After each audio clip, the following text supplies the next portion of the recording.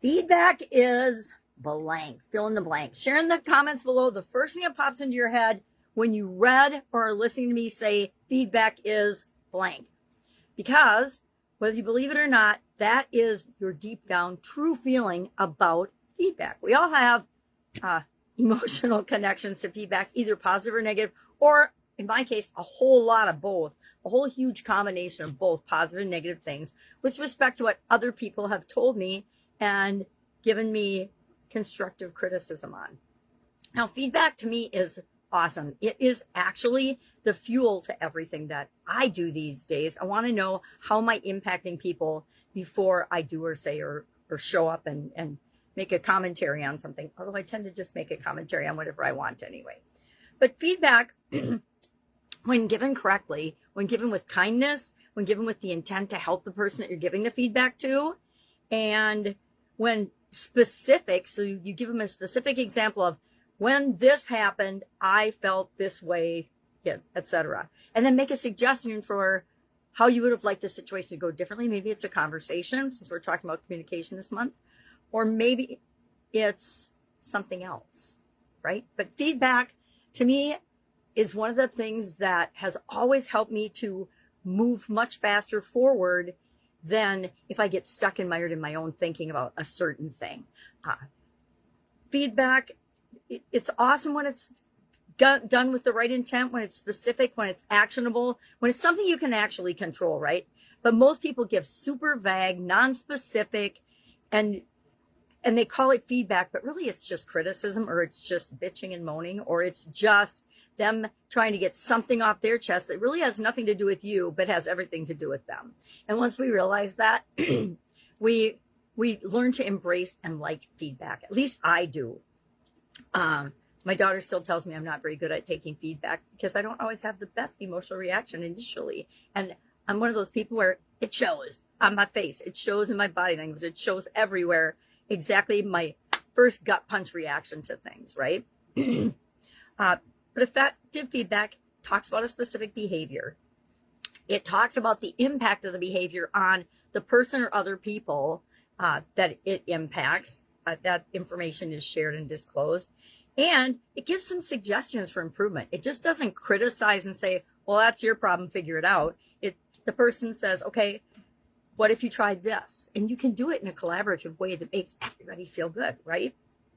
I grew up in corporate America, and one of the things that was part of my job description everywhere I worked was, of course, and it is your job as a leader to give people feedback. And I came up with some really fun ways. And I grew up back in the day when we actually did 360-degree feedback. I think that it's a common thing nowadays, but back then it was cutting edge and nobody was doing it.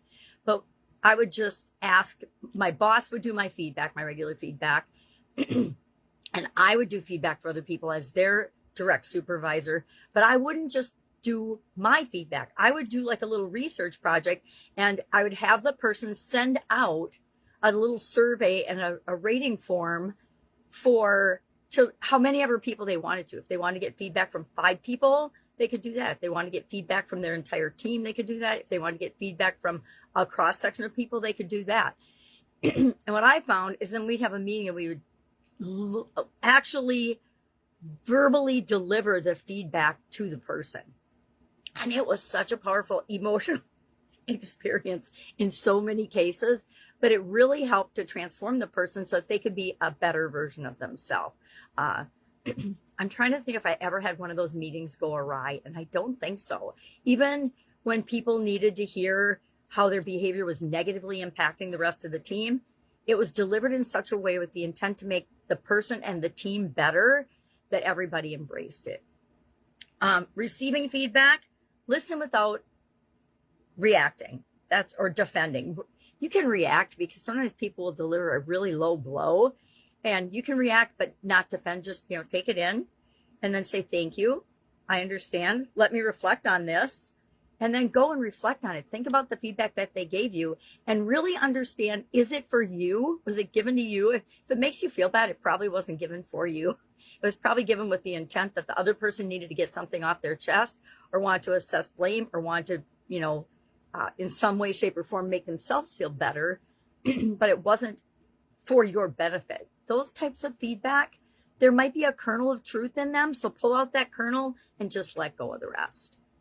I had to learn how to do that too, because some of the environments I've worked in the past have been very, very, I'm going to say harsh. Harsh is a good word to say. And I developed a very thick rhinoceros skin, I called it, in some of the places that I've worked, in some of the companies that I've worked with, because I knew all of the information was not about me and wasn't a criticism of me. It was actually where they were in their business development, personal development, etc. And so I've learned to kind of not take a lot of that personally. It is a challenge sometimes when people personally attack you, which I never understand.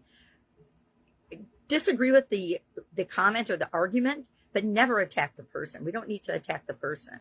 Anyway, what are we going to do with this today? We're going to pay attention to the feedback we get when people give us feedback and how we respond and react. A couple of things to think about today. How do you naturally react when somebody gives you feedback? I don't always react the best. I admit it. That's because we're all human. But how do you react and respond initially? And then take that in. I actually think I'm practicing and getting better at it. I've been actually asking my daughter to give me feedback so that I do get better at responding to it. Because she's probably one of my favorite people in the whole wide world. She is one of my favorite people in the whole wide world. I adore my kids. They're awesome. Ask yourself and reflect on today. What's your typical response? When's the last time you asked somebody for feedback? When is actually the last time you said, geez, I'm doing this new thing. Can you give me some feedback? Or I want to go into this certain thing. I'm actually doing this right now. I'm going into a new project. And so I'm putting out feelers and asking people for feedback. And I'm looking to see what lands with people and they respond positively, what they respond negatively to, and what just gets totally and completely ignored. Those are important things. We want to do more of what is awesome and gets us good response. We want to stop doing the things that don't get us any response. And we want to figure out the gap between the middle and do more of what works and stop doing the stuff that doesn't work. That's why feedback is so powerful, especially in our personal lives and as well as our careers and our business. I think most people that burn out and quit anything, a job, a business, a relationship, it's because they're not getting the information they need to keep going with that, right? I think about that in the different areas and aspects of my life, and it's very, very true. If we're getting feedback, and feedback comes in the form of results, right? Are we getting the results we want? If not, maybe this isn't the right thing for us, and we have to decide that. All right, so what are you going to do today? Share in the comments below the best feedback you've ever gotten. I'm going to say the one that's impacted me the most was from a gentleman by the name of Kevin, who used to work with Jim Edwards. Probably don't know who that is, but if you do, awesome human beings, both of them. Kevin's left us. He has lung cancer. But he told me repeatedly, ask, because I have always been one of those people that really struggles with asking for help, asking for anything. And so that is actually the best feedback and the best advice I've gotten. We all get feedback where people tell us we're great or awesome or something, but that kind of goes in one ear and out the other sometimes if we don't believe it too. All right, that's it. That's our topic for today, feedback. How often do you ask for it? How do you respond? How might you respond better? How might your life change if you started understanding and using feedback as the fuel to your next level in any area or aspect of your life? If you want to talk about this, hit me up. Otherwise, have an awesome day, and I will, of course, be with you tomorrow.